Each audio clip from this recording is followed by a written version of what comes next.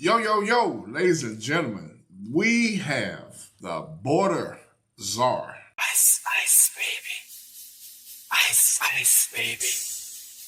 Ice, ice, baby. Collaborate and listen. Mr. Tom Homan. You know, I told you I would be doing a series of videos on President Trump's cabinet members. And today, we have Mr. Tom Homan. Now, this video is a little old. It's older, but I think it does a great job of describing exactly who Mr. Homan is. Because we have today a Democrat, a knucklehead, trying to talk noise to the border czar. And ladies and gentlemen, the border czar goes off and let him have it. Check this out. The Trump administration claimed they had no choice but to rip children from their parents because they were criminally prosecuting the parents pursuant to zero tolerance policy. Again, and policies that the administration created and that you, Mr. Homan, accepted, enforced, and championed, as we've seen. Let me remind everyone that the Trump administration tried to ban asylum seeking and started the process of metering, which then prevents people from coming through legal ports of entry. That exacerbated the crisis. People are desperately waiting months just to get in line and be granted the inalienable rights to due process. Mr. Homan, you have said that most immigrants are, quote, not criminals other than the criminal act that they do when they enter the country illegally. That is why I think we ought to revisit decriminalizing desperation, striking sections 1325 and 1326 of Title VIII of the U.S. Code, the statutes that the administration has leveraged to separate thousands of children from their families. Mr. Homan, do you understand that the consequences of separation of many children will be lifelong trauma and carried across generations? Have we not learned from the internment of Japanese Americans? Mr. Homan, I'm a father. Do you have children?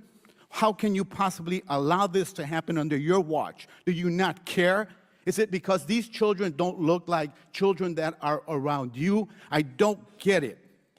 Have you ever held a deceased child in your arms? First of all, your comments are disgusting. I've served my country. I've served my country for 34 years. I find your comments this is out of disgusting control. as well. I've served my country for 34 years. And yes, I held a 5-year-old boy in my arms in back of that tractor trailer. I knelt down beside him and said a prayer for him because I knew what his last 30 minutes of his life were like. And I had a 5-year-old son at the time. What I've been trying to do my 34 years serving my nation is to save lives.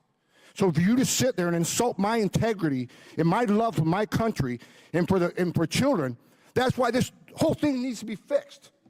And you're the member of Congress. We agree on that. Fix it. We agree on that, but I disagree. But I also disagree with your characterization of immigrants as prone to criminality. People for 3 decades on this. Gentlemen's time has expired. It's my time now. Mr. Chairman, It's my time. the gentleman ripped off about 7 different questions designed to go at the character of Mr. Homan, and Mr. Homan should be given a chance to respond. It was ridiculous the way he just rattled them all off and wouldn't let him respond to them. Let me say this. I understand that, but first of all, I'm going to have civility in my hearing. See, these people, Democrats are something else, man. They are so full of it. They are full of it. Rest in peace, Mr. Cummings. This man here is no longer with us. But I remember he got into it with President Trump some years ago. And President Trump told him to go kick rocks. And it wasn't long after that. He kicked up the daisies. But anyway, boy, I'm telling you, I don't understand some of this mess that's going on. But President Trump's cabinet are some great men and women, as we see with the border czar, Mr. Homan. And this was done before Biden left the gates open and all these people came in. If you notice that in this video, Democrat gentleman said that Tom Homan said that most of the people that was coming across the border, the only crime they had committed was the crime of being here illegally. But I beg to differ because 4 years later, we know that we have over 700,000 people who are criminals. They have criminal records that mean us no good. And those people have to go. If you're here illegally, then you got to get the hell up out of here. You don't have to go home, but you got to get the hell up out of here. I'm your host, Big Al, UncleCoon, We just dropped another one. Can't touch this.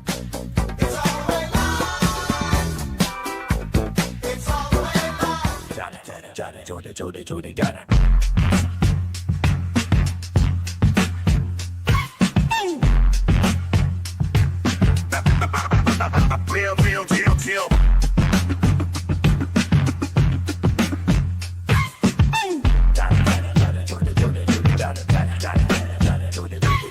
That gal on the mic, UncleCoon in the house, dropping knowledge, speaking truth, no room for doubt. From debates to celebs, we cover it all. Tune in, hit subscribe, you don't want to miss the call.